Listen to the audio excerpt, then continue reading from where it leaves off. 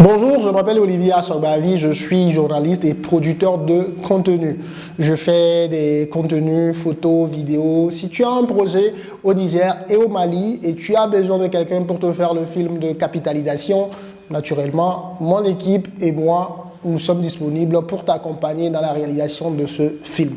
On a eu à travailler déjà sur des projets super intéressants avec les Nations Unies, avec l'État du Niger. Tu peux aller en bas de cette vidéo, tu vas voir notre portfolio et tu vas voir ce qu'on a eu déjà à faire. Quand j'étais à la radio, je faisais des chroniques et je me dis, maintenant que je ne suis plus à la radio, pourquoi ne pas continuer de faire des chroniques, cette fois-ci sur des sujets qui me passionnent. Déjà à la radio, c'était pareil, je fais des chroniques sur des sujets qui me passionnent. Qu'est-ce qui guide nos choix pour l'utilisation d'un produit digital? Un produit digital, c'est quoi? C'est un site internet, une application.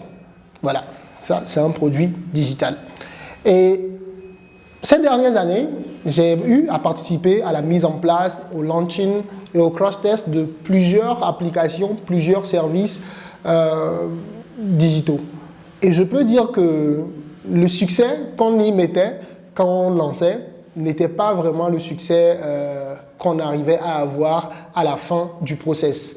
Des fois, c'est des projets abandonnés, des fois, c'est des projets qui continuent, mais pas avec le même engouement. Mais on sait qu'un jour, on y arrivera. Sauf que, arrivé à un moment donné, on s'est dit, il faut qu'on fasse un peu de pédagogie à notre base d'utilisateurs, à vous. Je me suis posé la question suivante, pourquoi moi, j'utilise un produit digital en fait? C'est-à-dire, qu'est-ce qui va faire que je vais télécharger une application développée par un jeune Nigérien, un jeune Malien, un jeune Guinéen? Qu'est-ce qui va guider mon choix en fait?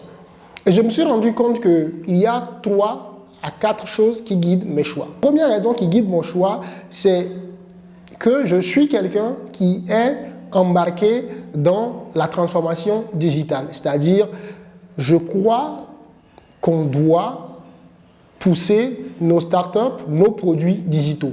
C'est-à-dire, c'est un engagement, je peux le dire, un engagement panafricain, un engagement communautaire, un engagement humain, un engagement africain. Ça, c'est le premier choix. Et cet engagement-là fait que si j'utilise un service développé par un jeune Nigérien, un jeune Malien, je l'utilise d'abord pour encourager la startup, pour voir qu'est-ce que je peux apporter. Ce qui fait que quand j'utilise cette application-là, je ne l'utilise pas comme j'utilise WhatsApp ou bien comme j'utilise Facebook.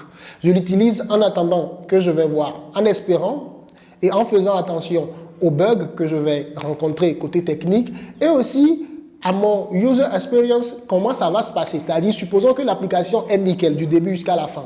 Mais comment est-ce que je vois le produit? Qu'est-ce que je pense qu'on peut ajouter à ce produit-là? Ça, c'est le premier point. Le deuxième point, c'est que les produits digitaux sont construits sous une base de co-construction. C'est-à-dire, il y a l'équipe de développeurs, il y a l'équipe produit, il y a la startup qui développe, mais aussi il y a la communauté qui utilise. Il y a la communauté qui utilise. C'est-à-dire une application comme, je vais donner une application comme savoir ou bien de voir où est-ce que moi je veux que leur application soit. Après, ils peuvent le prendre en compte ou pas, mais c'est une co-construction. Je prends aussi le cas d'une application que j'utilise souvent ces derniers temps, et ça, ce n'est pas une application qui est une application malienne ou nigérienne, c'est une application venue d'ailleurs, mais c'est une application qui sert la population malienne. Du coup, pour moi, techniquement, il y a un peu de différence, mais la différence n'est pas grande. Cette application, c'est bien évidemment l'application de VTC Itch.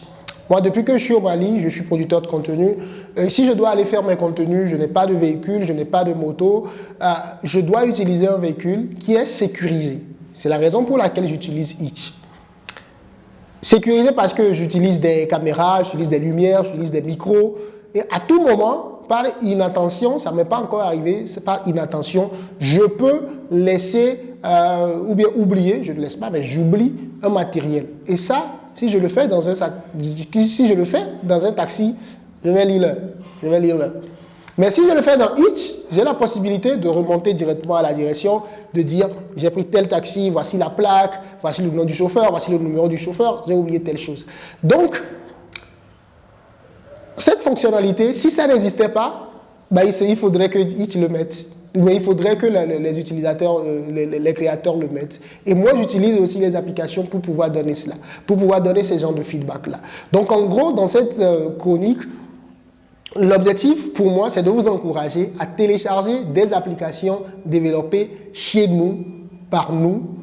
Et quand on utilise ce type d'application, ne demandons pas le même niveau d'exigence comme Facebook, le même niveau d'exigence comme WhatsApp, non.